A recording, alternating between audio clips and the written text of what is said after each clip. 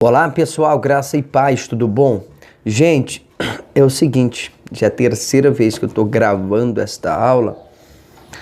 Como eu tenho falado, eu estou com um pouco de dificuldade para gravar porque eu não estou em casa, não estou no meu escritório, então eu estou viajando.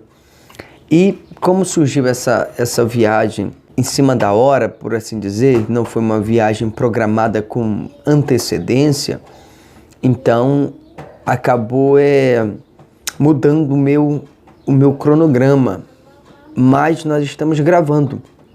Só que eu tinha gravado, perdi o arquivo, aí ontem eu gravei de novo, eu gravei a aula ontem de novo, porém quando a gente terminou a gravação, o arquivo estava corrompido. E por que ele corrompeu? É porque como eu não estou em casa para poder gravar no meu escritório, eu tô com o equipamento, mas eu não consegui montar o equipamento aqui na minha viagem. Então, eu tô gravando pelo celular, como você viu na aula passada. Então, o que acontece?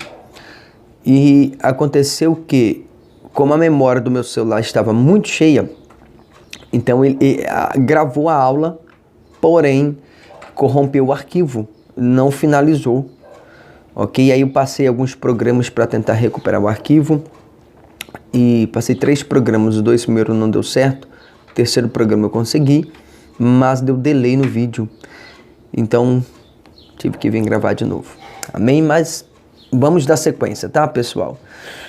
Então, como você já ouviu sobre a história, por assim dizer, o contexto histórico da igreja de Tiatira, vai ficar mais fácil para você conseguir entender a partir de agora, tá? Então vamos lá dar início à nossa aula de hoje,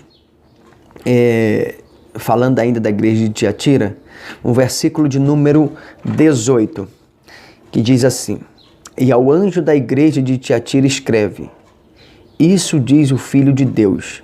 É importante a gente saber disso, é importante a gente notar isso, que Jesus está ele está se colocando como Filho de Deus e não Filho de Maria, ele como um Deus, é claro. E que tem os seus olhos como chama de fogo e os pés semelhantes ao bronze polido ou o bronze reluzente. Agora entenda, Jesus, quando ele é chamado de Filho de Deus, nós sabemos bem que na Igreja Católica Apostólica Romana, isso desde há muito tempo, onde ela chega, ela se casa com as religiões, ela se junta com as religiões pagãs do Estado ou do país, da região onde ela está. E o interessante é que ela não se junta com os protestantes, não se junta com os evangélicos, mas ela se junta. Aonde ela migra, ela se casa com as religiões pagãs daquele lugar. E, por natureza, toda religião pagã, se você pesquisar, você vai perceber que todas elas têm uma deusa. Mas a Igreja Católica, ela não tinha uma deusa. Ela não tinha. Então o que eles vão fazer? Para que a Igreja Católica venha conseguir se aliançar com as outras religiões, então ela precisa criar uma deusa para ela. Então, para que ela seja aceita. Então, como que ela vai fazer para poder criar essa aliança com as religiões pagãs, para ela poder migrar, para ela poder se casar com essas outras religiões? Então, ela vai criar uma deusa para ela. Então, e qual é a deusa que eles criam? Eles criam a deusa Maria. É claro, se você perguntar para um católico, eles não vão falar que Maria é uma deusa para você, mas eles endeusam ela. E por que eles endeusam Maria? É simples. Eles criaram a seguinte doutrina: vocês podem crer em Deus. Vocês podem crer em Deus, não tem problema. A gente não tem problema enquanto você crê em Deus. Mas vocês têm que saber que Maria é mãe de Deus. Se Maria é a mãe de Deus, logo eles começam a endeusar ela. Se você olhar numa lógica, você vai compreender esse pensamento. Porque a matemática é simples de fazer. Se você olhar para a crença e para como pensa os protestantes, ou pelo menos que se dizem protestantes. Então, assim, o que os crentes falam? O que eles dizem? Que Jesus, ele é 100% Deus e 100% homem. O que eu não concordo. Mas, apesar de já ter sofrido muitas críticas por conta disso, mas os crentes continuam, pelo menos na maioria deles, 90% deles continuam acreditando que Jesus era um Deus na Terra, né? Mas vamos lá, se Jesus ele é 100% Deus, se Jesus veio à Terra e ele é 100% Deus, como alguns dizem, então logo Maria deu à luz a ele, então ela é uma deusa, porque ela deu à luz a um Deus, ou seja, ela é mãe de Deus, logo Maria é uma deusa. Então assim, os protestantes afirmando essa visão com que Maria deu à luz a um Deus, logo Maria também é uma deusa. Só que qual é a dificuldade que eu tenho em aceitar isso? Ou qual é a minha dificuldade em compreender isso? É simplesmente pelo fato de cada país que a Igreja Católica Apostólica Romana chega, então cada lugar que ela vai, ela se casa com uma entidade daquele lugar, com uma religião pagã daquele lugar. E com isso, para cada lugar, ela vai criar uma mamãe de Jesus. E foi catalogado mais de 1.100 nomes só para a mamãe de Jesus. Então, no México tem a Guadalupe, no Brasil tem a Aparecida, no Portugal tem a Fátima. Enfim, e para todos os países existe uma. E a pergunta é, qual é a verdadeira? Qual é a verdadeira mãe de Jesus segundo a Igreja Católica, a Apostólica Romana? Então, se você for observar, existe muitas mães de Jesus. Então, por que isso aconteceu? É porque o catolicismo ele se espalhou por muitas nações. Então, à medida que ele foi se espalhando por muitas nações, ele foi se casando, ele foi fazendo aliança com essas religiões. Então, para cada religião, ele precisa apresentar uma deusa. Então, a culpa não é só dos católicos, dessa bagunça toda, dessa dificuldade toda aí, tá? Os crentes têm sua parcela de culpa e, na verdade, a parcela maior de culpa é dos crentes. É dos crentes. Quando eles afirmam que Jesus é um Deus na Terra, estão dando liberdade para falar que Maria é uma deusa. Consegue entender? Então, nós damos argumento para eles dizerem isso, tá? Então, a culpa não é só dos católicos. Os crentes têm a maior parcela de culpa nisso, por falta de conhecimento e também por religiosidade, tá? O que, biblicamente falando, é uma incoerência, mas vamos dar sequência. Então, de duas uma, ou Jesus, ele é um Deus na Terra, e os católicos têm razão, ou ele não é um Deus na Terra, tá? Ou ele não é um Deus na Terra, quando ele veio como homem, ou Maria é uma deusa, não tem para onde correr. Mas o versículo de número 18 é claro em dizer que Jesus é filho de Deus e não filho de uma deusa. Ele é filho de Deus. Como um Deus, ele é filho de Deus, tá? E não filho de Maria, não filho de uma deusa. Mas vamos dar sequência. Então, no próprio verso vai dizer que ele vai se apresentar com os olhos como chamas de fogo. Aquele que tem os olhos como chamas de fogo. E para que ele tem esses olhos como chamas de fogo? Para poder julgar as nossas obras. Nós sabemos disso.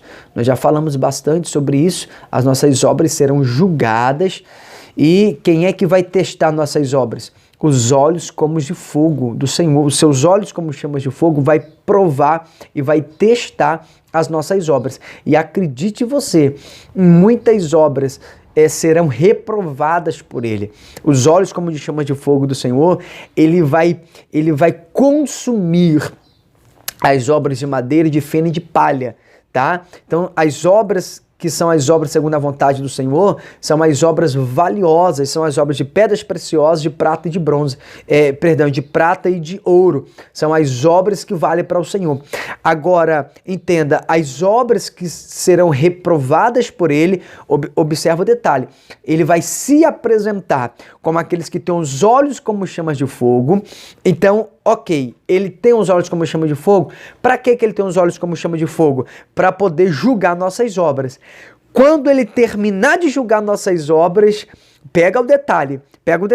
O que vai acontecer?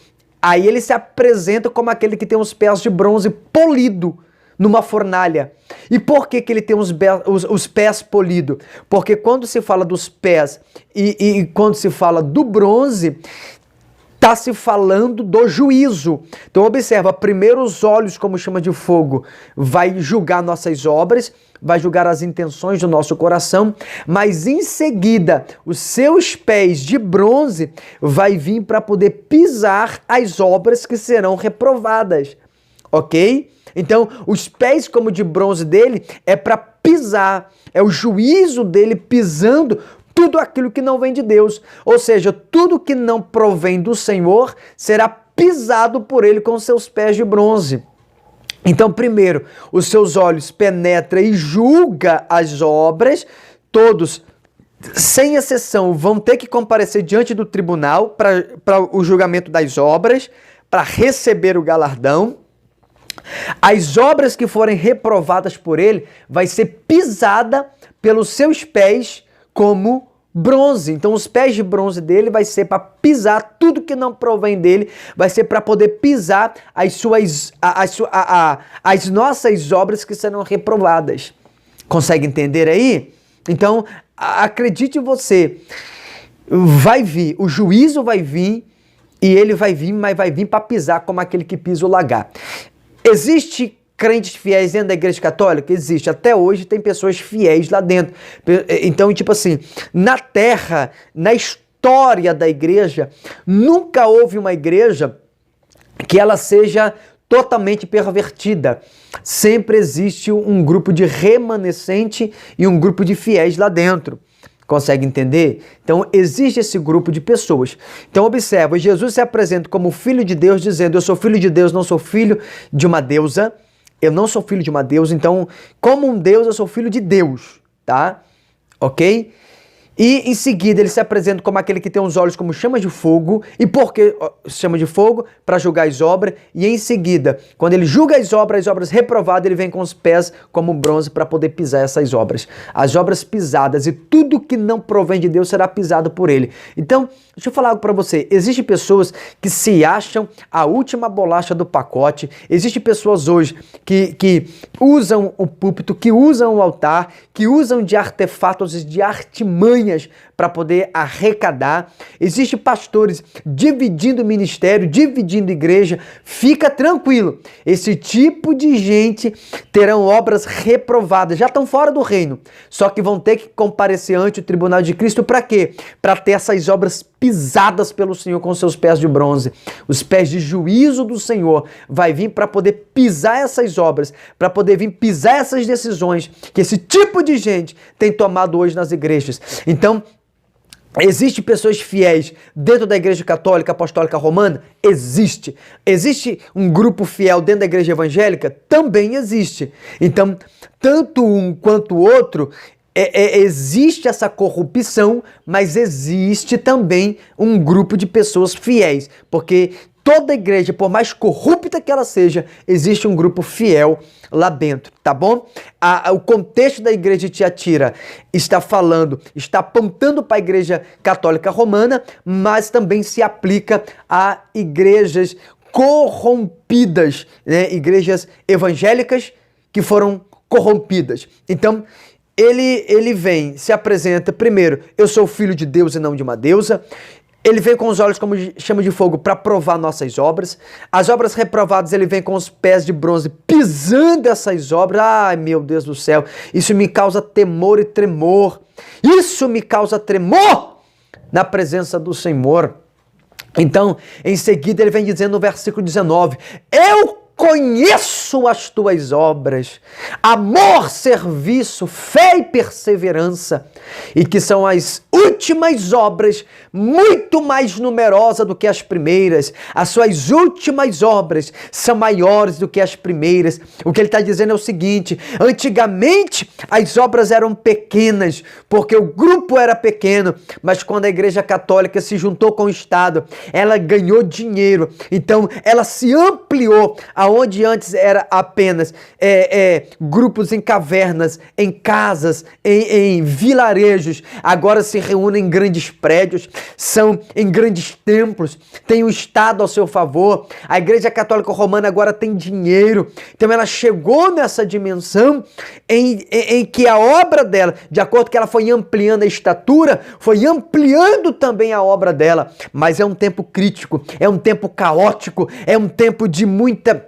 promiscuidade. Então, essas obras são mais numerosas, mas não são da vontade de Cristo. Então, você vê que a Igreja Católica Romana, ela cresce, mas ela cresce não com obras segundo a vontade do Senhor. Então, o tamanho da obra não define se é da vontade de Deus. Tem muita igreja que aparentemente são grandes e aparentemente parecem que Jesus está lá, mas são obras que serão reprovadas, são obras que serão pisadas pelo Senhor, são obras que serão massacradas pelos pés de bronze do Senhor, porque a gente lê o texto, a gente fala, né? Agora as últimas obras são maiores do que as primeiras, mas não são mais obras segundo a vontade do Senhor, são obras que serão reprovadas pelo próprio Cristo. E deixa eu falar algo para você, esse tempo de Cristo pisar as obras reprovadas com seus pés como um bronze polido vai chegar.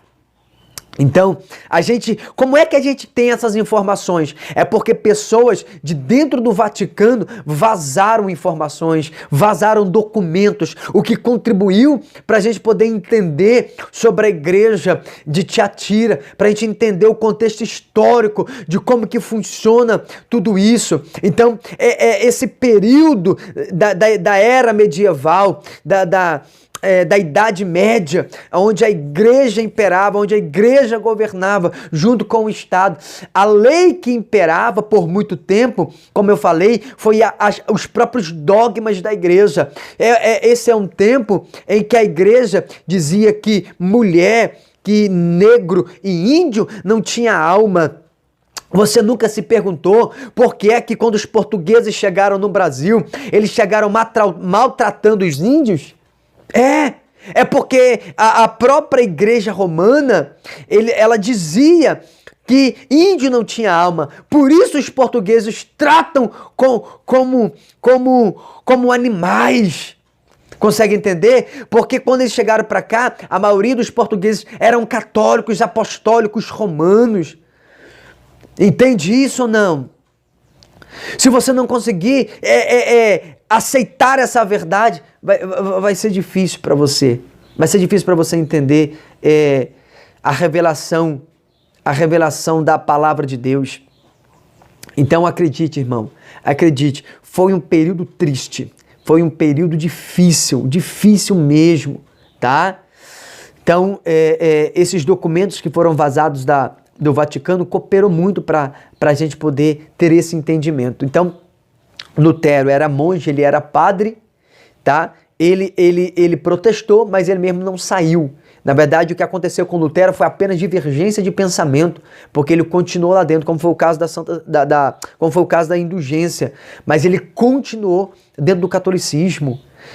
E por que que isso aconteceu e continua acontecendo? É porque esse é o período da igreja de Tiatira. Até hoje, a igreja protestante carrega sobre ela dogmas e preceitos da igreja católica apostólica romana. Queira você acreditar ou não, a igreja evangélica carrega 90% dos dogmas católicos, apostólicos romanos. Porque se hoje a gente abrir a Bíblia Sagrada com a própria Bíblia, a gente fecha muita igreja. Por quê? Porque eles não seguem, muitas igrejas evangélicas, eles seguem dogmas, eles seguem usos e costumes, eles seguem preceitos católicos romanos e não a Bíblia Sagrada. Por exemplo, a igreja católica faz a festa junina, a igreja protestante faz a mesma coisa, só mudou o nome para festa country. A igreja católica, ela guarda o Natal, ela faz festa do Natal. A igreja evangélica faz também. A igreja católica pratica a Páscoa, a igreja evangélica pratica também. Consegue entender? A igreja católica colocou como lei o dia dos mortos, o dia do finado. Os evangélicos adotaram isso também, guardam esse dia também. Você entende que essa igreja, o poder dela, a influência dela, as 3 primeiras igrejas passaram, mas essas 4 últimas igrejas vai ficar. E essa igreja de Tiatira é uma igreja que vai ficar aqui até a volta do Senhor. Consegue entender? Então assim, o Senhor vem para poder julgar essas obras. Ele vem pisar as obras reprovadas. Ele vem pisar essas obras reprovadas. Então, observa no versículo de número 19, o versículo de número 19 vai dizer: eu conheço as tuas obras, eu conheço o amor, o serviço, a fé, a perseverança, mas ele vai dizer, as últimas obras são maiores do que as primeiras, são mais numerosas do que as primeiras. Então, a dimensão, à medida que aumenta o tamanho do prédio, aumenta também o tamanho das obras. Só que lá dentro, mesmo sendo a igreja católica, tem um grupo de pessoas que são fiéis. Assim como existe um grupo dentro da igreja evangélica também que vai ser salvo. Tá? Então, assim como um grupo dentro da igreja católica vai ser salvo, dentro da igreja evangélica também tem um grupo que vai ser salvo. Consegue entender? Então, assim, como eu disse, não existe uma igreja que seja 100% pervertida. Por pior que seja a igreja, existe um grupo lá dentro que é fiel, que é remanescente. Nós vamos ver isso. No versículo de número 20, eu vou te mostrar o porquê da revolta e porquê que Cristo vem pisando. No versículo 20 está escrito: mas algumas poucas coisas tenho contra ti. Olha as poucas coisas que o Senhor tem contra essa igreja. Que vocês deixam Jezabel, mulher que se diz profetiza, ensinar os meus servos, enganar os meus servos, para que adulterem e comam de sacrifícios da idolatria. Então, em 1 Reis 16, nós vamos ver essa história. Então, Jezabel, ela filha de Etibaal, adorador de Baal, ela vai fazer com que todo o povo que agora é subordinado a ela vai fazer com que eles adorem a Baal. Então esse povo vai trocar a adoração ao Deus de Israel para poder adorar a Baal, ao Senhor, ao Deus de Jezabel. Então você vai perceber pelo desfecho da história, pelo descortinar da história, que Acabe, sendo ele rei de Israel, ele se vendeu por causa de Jezabel. Consegue entender? Então ele se vende. Então acontece esse adultério, acontece essa prostituição. Entende? Então, o que aconteceu? 1 Reis 21 vai nos relatar, vai nos revelar essa história. Nós sabemos que no contexto histórico, Jezabel simboliza a Igreja Católica Apostólica Romana. Entende? Assim como Jezabel ensinava o povo a adorar a Baal, então nesse período da igreja de Tiatira é exatamente o período que a igreja começa a ensinar o povo de Deus. Então, como eu disse, Lutero protestou, mas continuou dentro da igreja. Ele não saiu, continuou sendo padre. Hoje eu vejo um grupo de crentes evangélicos aí pagando pau e dizendo, né? É claro, não estou menosprezando Lutero, mas a gente precisa entender que a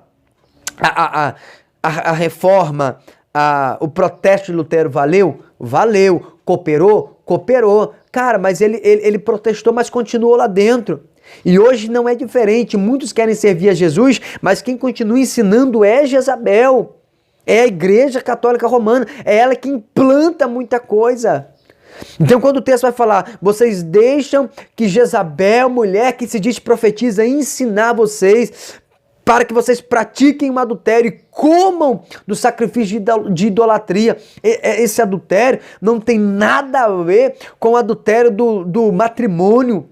Em Tiago 4,4 vai dizer, adúlteros e adúlteras, não sabeis vós que a amizade com o mundo é inimizade contra Deus?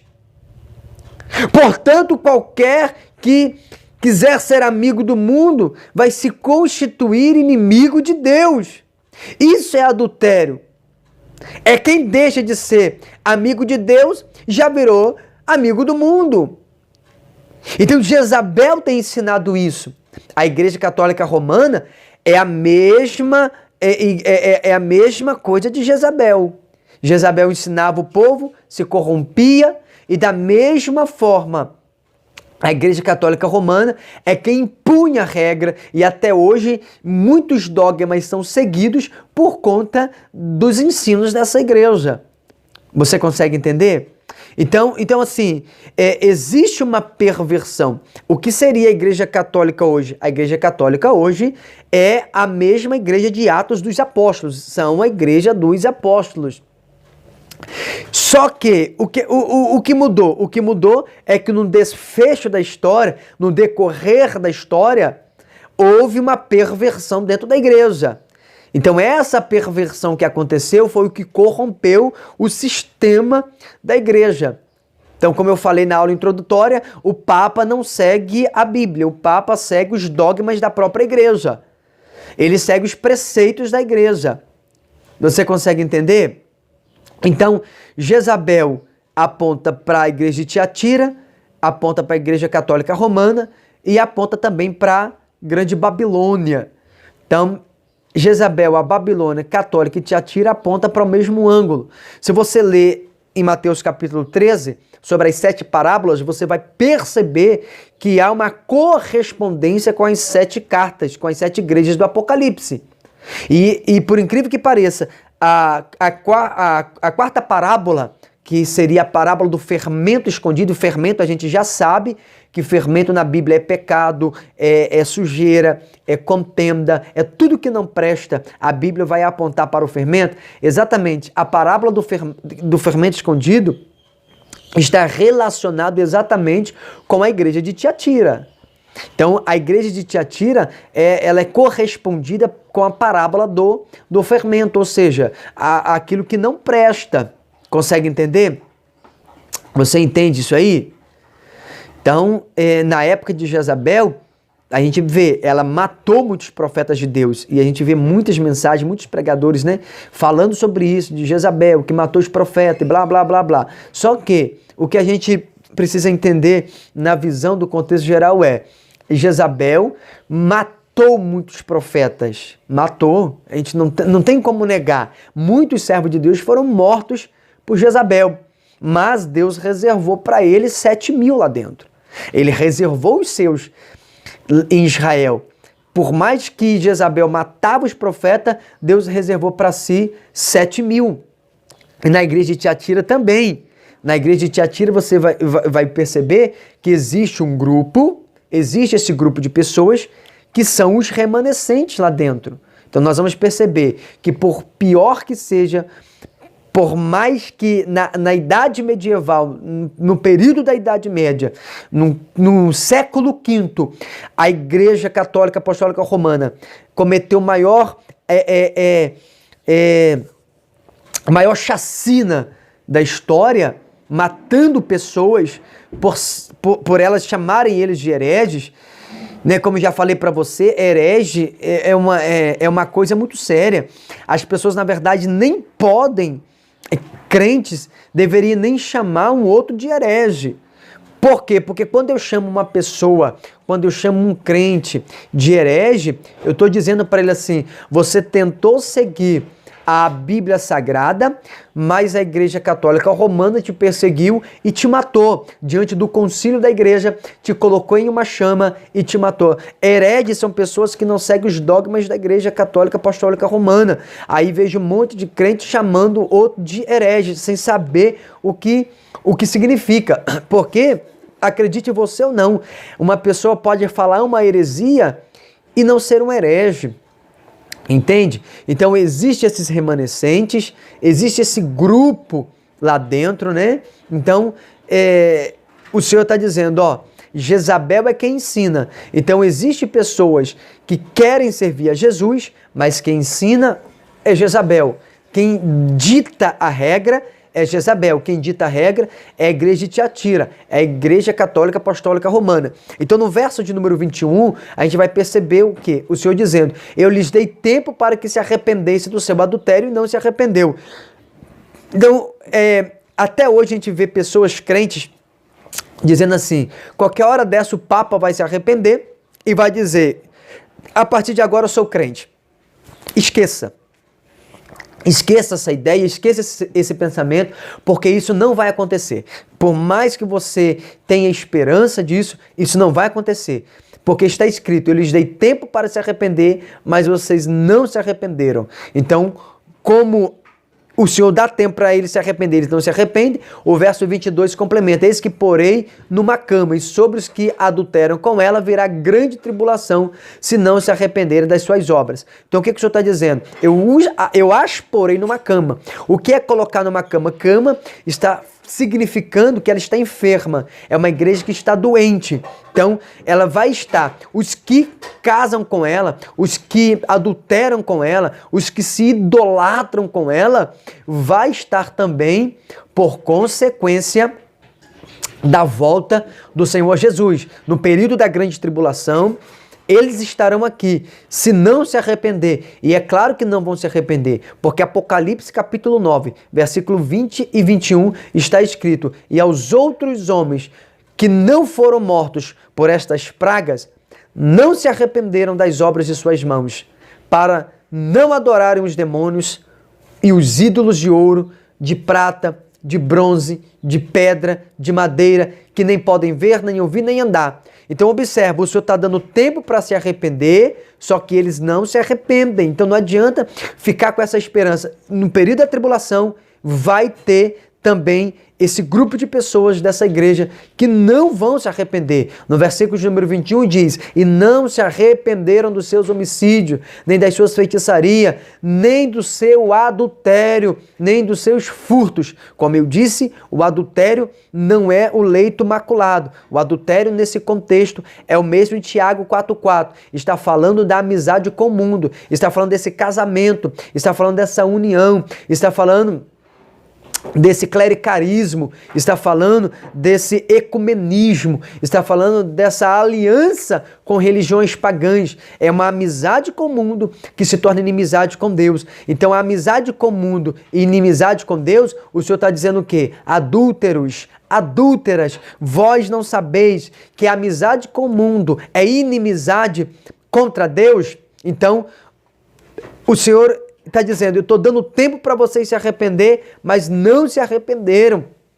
Aí no versículo de número 23, ainda do capítulo 2, vai dizer, e matarei, e destruirei com morte a seus filhos, e todas as igrejas saberão que eu sou aquele que som das entranhas e os corações, as entranhas e os corações, e darei cada um de vós segundo as vossas obras. Então, você percebe que todas as igrejas vão saber que o Senhor é quem sonda as entranhas e as intenções do coração. Então, a pergunta é, qual é a intenção do seu coração? Porque os olhos de fogo do Senhor é quem vai sondar essas entranhas, é quem vai penetrar nas profundezas do coração. E quando os olhos, como chama de fogo do Senhor, penetrar nas profundezas dos nossos corações, Todas as igrejas vão saber disso. Aí vem a pergunta: qual é o motivo que fez você fazer essa obra? Porque quando os olhos como de fogo do Senhor penetrar nas entranhas e nas profundezas do coração, ele vai sondar. Então os olhos como chamas de fogo dele vai trazer à tona, vai revelar qual era a verdadeira intenção em fazer a obra. Então, às vezes a gente faz tanta coisa, né? Mas só faz para se aparecer. Faz ação social, posta na internet para se aparecer. Uns não postam para se aparecer, né? Alguns postam porque de fato fazem para a obra e postando na rede social conseguem patrocínio para poder ajudar, para poder alimentar pessoas que realmente precisam. Agora tem gente que fazem só para se promover, só para receber status, para receber curtida, para receber seguidor. Então qual é o motivo que te leva a fazer isso hoje? Qual é o motivo que te leva a fazer a obra que hoje você faz? É importante a gente responder essa pergunta. Por exemplo, essa aula que eu estou gravando agora, qual é o motivo, qual é a intenção do meu coração? Consegue entender? Isso tudo será julgado pelos olhos como chamas de fogo do Senhor. Ele vai vir para poder provar e julgar essas obras. Então entenda, às vezes aquilo que nós fazemos nos bastidores, no secreto, é muito mais importante do que aquilo que nós fazemos em público. Aquilo que nós fazemos em público, às vezes a intenção, às vezes a obra é boa, a ação é boa, mas a intenção do coração não é a vontade de Deus. Consegue entender? Então se você tiver a consciência que nós não precisamos de que pessoas nos curtam, de que pessoas nos aceitem, de que igreja nos reconheçam, de que não precisamos de curtida, de seguidores. Se a gente tiver esse entendimento, se a gente conseguir chegar a esse nível de compreensão, nós vamos entender que basta a gente nos entregar ao Senhor, entregar a Ele todo o nosso coração com intimidade. Aí sim, nós vamos ver que vale a pena. Porque se você se perguntar hoje, o que vale mais para Deus? É quantas curtidas você tem? É quantos seguidores você tem? É quanto dinheiro você possui? É o seu carro? É a sua casa? O que vale para Deus hoje? Então entenda, todas as igrejas, todas sem exceção, vão saber que o Senhor é aquele que sonda as intenções do coração, as profundezas do coração. É Ele quem penetra nas entranhas. Jesus, ele não se impressiona com obras aparentes. Em Mateus, a Bíblia vai dizer que estarão dois no campo.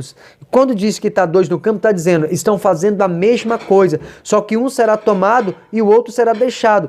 Se os dois estão fazendo a mesma coisa, por que um vai e o outro fica? A resposta para essa pergunta é simples. É porque a intenção do coração de um é boa, a intenção do coração do outro é má. Então, aquilo que você faz, você tem que fazer e julgar a intenção do coração. Estarão duas no moinho.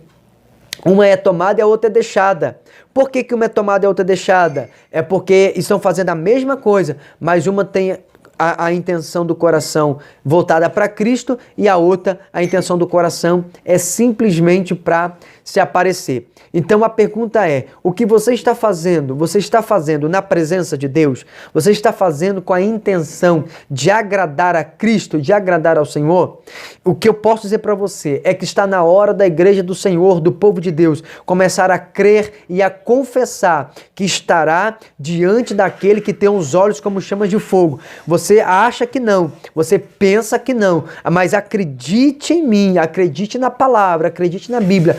Todos vão comparecer diante daqueles que têm os olhos como chama de fogo. E aonde que vamos comparecer? Diante do tribunal de Cristo. Nós vamos comparecer lá para que as nossas obras sejam julgadas, para que as nossas obras sejam provadas. E muitas obras serão aprovadas, mas a maioria serão reprovadas. E a minha oração hoje é para que o Senhor possa fazer com que as nossas obras sejam aprovadas, que a intenção do nosso coração seja boa, para que venhamos receber o galardão, para que nós venhamos nos tornar um vencedor na presença do Senhor. Às vezes tem pessoas que têm tudo para se tornar uma bênção. E quando é que eu entendo esse processo de me tornar uma bênção com aquilo que eu faço? É quando você começar a aceitar a repreensão do Senhor.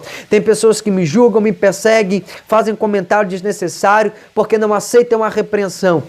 Não aceitam a repreensão do seu líder, não aceitam a repreensão da palavra, não aceitam a repreensão do seu pastor, não aceitam a repreensão do próprio Senhor Jesus. A Bíblia Sagrada está te repreendendo e você está a criticando, mas fica tranquilo que vai chegar um tempo em que todos vão comparecer diante do tribunal e essas obras serão julgadas. O Senhor vai julgar a intenção do coração de cada um. Aí você vai observar que quando o Senhor julga as obras, no versículo 24, mas eu vos digo a vós e aos restantes que estão em Tiatira, a todos quantos não têm essa doutrina e não a conheceram, como dizem, as profundezas de Satanás. Então, o que a Igreja Católica chama de Santa Inquisição, ou chamou de Santa Inquisição, a Bíblia chama de profundezas de Satanás. Ele está dizendo, outra carga não vou pôr sobre vocês, eu não vou pôr outra carga sobre vós, mas é claro, sobre os fiéis não virá uma outra carga, porque o limite é a morte, porque o texto anterior nós vimos, eu destruirei a todos, destruirei filhos. Então, se o limite é a morte, é claro que não virá uma carga maior, né, sobre o povo. Então, o Senhor está dizendo aos restantes que estão em Tiatira, que restantes são esses? São exatamente aqueles que não se corromperam, porque acredite você, até dentro da Igreja Católica Apostólica Romana, tem pessoas lá dentro que são fiéis, tem pessoas lá dentro que não se corrompem, que não adoram uma imagem, mas aqui fora tem homens protestantes, tem crentes protestantes que adoram carro, que adoram o dinheiro. Dentro da Igreja Católica tem pessoas que são fiéis, são dizimistas fiéis, acredite você ou não, tem muito crente que não é dizimista fiel, acredite você ou não, tem muito católico que respeita o matrimônio, respeita o casamento, respeita, é fiel ao seu cônjuge, e tem muito crente, muito pastor, e você é prova disso, quantos escândalos não aparecem, quantos escândalos de liderança, de pastor, pessoas que são infiéis, crentes que são infiéis. Consegue entender? Só que existe um grupo que é fiel. É o que eu estou dizendo. Mas olha o verso 25. Mas o que tendes, retende até que eu venha. Ou seja, por consequência da volta do Senhor Jesus, essa igreja estará aqui. Como eu disse, ela vai ficar até o dia da grande tribulação. No verso 26. E ao que vencer e guardar até o fim as minhas obras, eu lhe darei poder sobre as nações. Não é o que pratica as obras, observa o detalhe, é o que guarda as minhas obras, aquele que guardar as minhas obras. Então, não basta eu ter obras, eu tenho que guardar essas obras, porque Deus só aceita as obras que são de Cristo, como diz Gálatas 2, não vivo mais eu, mas Cristo vive em mim. Então, se as obras são de Cristo, Deus aceita, ok? Verso 27, e com vara de ferro as regerá e serão quebradas como vasos de oleiro, como também recebi de meu Pai. Observa que sempre que o texto vai se referir ao vencedor, ele usa-se no contexto singular e não no plural. Então, o vencedor, o que vencer, ao que vencer ou ao vencedor, então sempre no singular, porque é pessoal.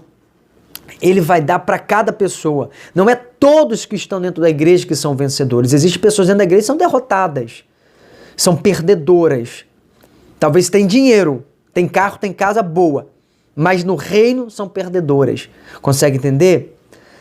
A minha pergunta é, você tem convicção de que a obra que você faz hoje é a vontade de Cristo? Pastor, qual que é a obra de Cristo segundo a vontade dele? Fazer discípulo. Não é o que ele disse, de fazer discípulo? Só que tem gente que não gosta de se envolver com a obra do Senhor. Não gosta de se envolver com evangelismo, com liderar célula, com culto na casa. Não gosta de se envolver. Mas o que a gente tem que levar em consideração não é aquilo que eu gosto ou eu deixei de gostar, mas é o que ele mandou a gente fazer, é o que ele me mandou fazer, é o que é a vontade dele. Então aquele que guardar as obras de Cristo até o fim, ele vai dar poder para governar as nações com ele. E isso é muito poderoso. Se você pudesse me perguntar qual conselho eu te daria em base desse contexto, eu diria para você, gaste tempo com pessoas, gaste tempo com gente, tá? Gaste tempo com vidas para que você possa ter obras.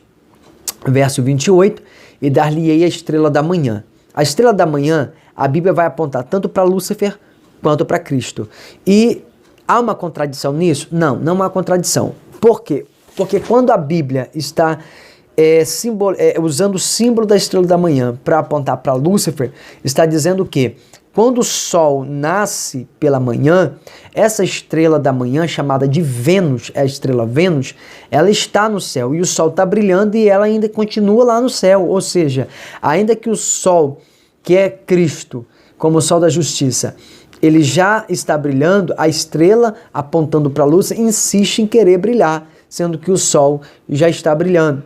Então não há contradição. E quando fala que Cristo é a estrela da manhã, como diz, ao que vencer, eu vou te dar como consequência a estrela da manhã, é porque a estrela da manhã, que é a Vênus, é a primeira estrela a aparecer no céu e é a última estrela a sair do céu. Sendo assim, apontando Cristo como o primeiro e como o último. Consegue entender? Cristo é o primeiro e o último. Então, o que a Bíblia está dizendo? Eu vou te entregar o primeiro e o último, vou te entregar o princípio e o fim. Eu vou te entregar a estrela da manhã. Entende? Então, em 2 Pedro 1,19, vai falar de Cristo como a estrela da alva. Então, tanto Cristo quanto o diabo é a estrela da manhã ou a estrela da alva. No versículo 29, capítulo 2 ainda, quem tem ouvido ouça o que o Espírito diz às igrejas. Então só pode ouvir quem tem ouvido. Então o meu conselho para você é, afine o seu ouvido no diapasão do Espírito Santo, porque essa igreja vai ficar até a volta do Senhor, até o arrebatamento. Por consequência, na grande tribulação vai ter parte dessa igreja ainda na terra. Então, para você ouvir, você precisa afinar o seu ouvido, aceitar a repreensão. Tem gente que não aceita a repreensão, mas acredite você, aceitando a repreensão, você vai se alinhar com o propósito do Senhor. Então, a partir de agora, a partir de hoje, se coloque, se posicione em frente ao espelho e olhe para o Senhor e fala assim: Senhor, que os teus olhos como chamas de fogo possa penetrar as entranhas e as profundezas, as intenções do meu coração. Então, faça de mim, Senhor, alguém capaz de fazer a tua vontade. Não vivo mais eu, mas Cristo vive em mim. Essa igreja de Tiatira é uma igreja que matou muita gente. Ela é correspondente à Igreja Católica Apostólica Romana. É o tempo desta igreja que vai estar aqui para a volta do Senhor Jesus, tá bom? Mas que o Espírito Santo possa te abençoar, te dar força para que você possa fazer a obra. Talvez a obra que você faça é uma obra linda, mas a intenção do seu coração não é a melhor. Então você pode continuar fazendo essa obra, só mudar a intenção do coração. Faça essa obra com vontade de agradar a Cristo. Pergunte para Ele, essa obra é da tua vontade, Senhor? E se for da vontade do Senhor, Ele vai arder no seu coração essa chama. Não faça nada para se aparecer, para se promover, para ganhar curtida ou seguidor na internet. Que Deus te abençoe. Um beijo no seu coração. Fica na paz do Senhor Jesus.